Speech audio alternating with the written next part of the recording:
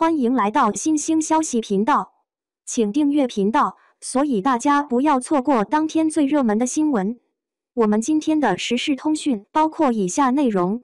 没想到2023年3月没结束，32岁李沁以这样的方式败光观众缘。其实从85花之后，小花们就出现了明显的断层现象。90花里确实有影后周冬雨，但她的戏路明确就是在大荧幕。能打的也就是迪丽热巴和杨紫两大扛把子，不过这两位主打流量，前者红毯造型惊艳，这几年里的爆款剧也就一部《你是我的荣耀》，后者专爱演大美女也算是一种局限了。90年出生的谭松韵算是后起之秀，凭借以家人之名入围白玉兰最佳女主，咖位水涨船高，但一张娃娃脸更适合在偶像言情剧里出现。而对比之下，这届可能也就是90年的李沁，几乎要成劳模了，人气和演技都比较受认可，算是综合水平最能拿得出手的了。但没想到的是，没想到2023年3月没结束，一部人生之路开播，让32岁李沁以这样的方式败光观众缘。人生之路里，李沁饰演的刘巧珍作为女主戏份挺多的，但演技方面不错的李沁反倒是把更多的劣势显现了出来。在剧里，角色本身就是个大字不识的农村女性，但李沁讲台词还咬字过重，每一句都用足了力气，甚至把脖子上的青筋都带起来了。做表情也一定要尽可能的浮夸，一口烤瓷牙显现无余，生怕别人看不到。但问题是，80年代的农村人居然有一口烤瓷牙，这完全就不合理。李沁还要到展示，这样的表演属实令人费解。而李沁其他的表情也全都在凸显用力过猛，正常和别人说话都非得要脸红脖子粗，五官紧皱在一起。那要是真爆发戏也就算了，但女主基本都是日常戏份，但她就偏偏要使劲，一脸的狰狞样子，恨不得要把对方给吃了。表演上尽显刻意和突兀，让人看着浑身别扭。而剧里的李沁还有一个严重的问题，就是误把扮丑当敬业。按照人设来说，刘巧珍虽然土，但是挺漂亮的，可以说是村花了。但李沁直接把脸画黑了好几度，她本来面部轮廓感就特别强，这下子把钝感更凸显了出来，说白了就是不好看。到后面，李沁还弄了一个爆炸卷发，全村人说她是妖精，咱就说妖精的必要前提，她的好看啊。但李沁这样纯属就像是精神不太好了，真就有点影响观感。网友更是直接说李沁戴假发，脑袋都捧起来了，还一直问高加玲好不好看。我的天啊，好不好看你自己心里没数吗？演村姑都变成演难民了。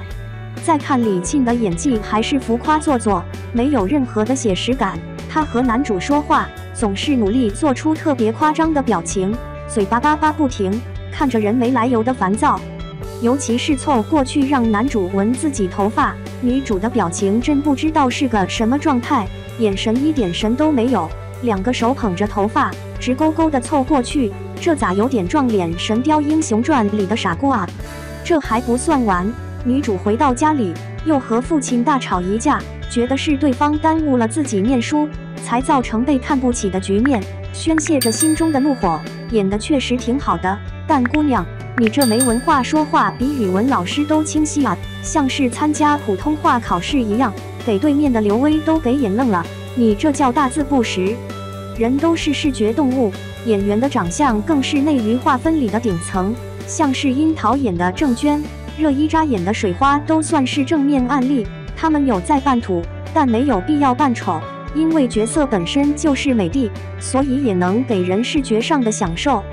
可是李沁演的明明是个村花，却非要弄出个不正常的样子，演技和外形全都用力过猛。更可怕的还是影版人生里吴玉芳演的刘巧珍，面色红润，体态丰腴，就这样才能在一群村里人中脱颖而出当村花吧。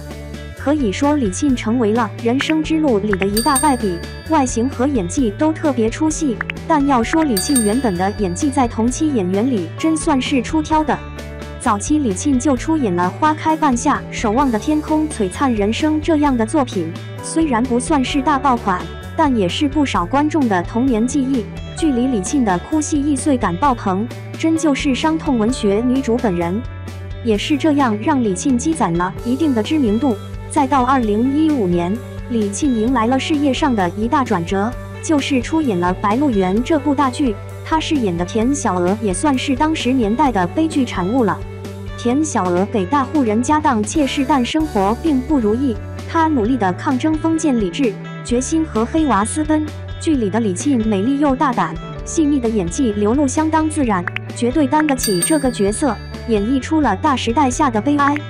剧里李沁吃野菜那段名场面，也是写进教科书级别了。从屋子里摇晃着走过来，身体里没有半点力气，只能掠夺孩子们的野菜，掉在泥土里也丝毫没有犹豫和嫌弃，大口地吞咽着，将角色状态呈现得淋漓尽致，算是成为了点睛之笔。李沁也因此入围了白玉兰最佳女配。紧接着2016年，李沁在《楚乔传》里的惊艳表演和扮相也赢得了观众的肯定，后又在《庆余年》里露面，清冷淡雅的气质让她在众多美人里也显得出彩。鸡腿姑娘也一度成为虎扑女神。就是这3部作品，一举将李沁推向了口碑巅峰。但在这之后，李沁明显走上了下坡路。出演的《温暖的抱抱》、《爱上特种兵》、《海上繁花》可以说实现了3连扑，但更多的原因还是剧情问题，大家也没有对李沁过多苛责。可2022年李沁主演的《请君》播出，剧里李沁的表演就遭到了质疑，台词问题严重，咬字过度被多番议论。直到新剧《人生之路》这部正剧播出，李沁更是将问题暴露无遗，引起了不小的争议。总而言之，李沁早期的演技水准算是相当不错了，可是随着她演戏的频率越来越高，反倒是更多地呈现出了用力过猛的问题，演技不进反退，这也算是个奇观了。这波简直是要败光路人缘和好口碑的节奏。那么你觉得李沁演技怎么样呢？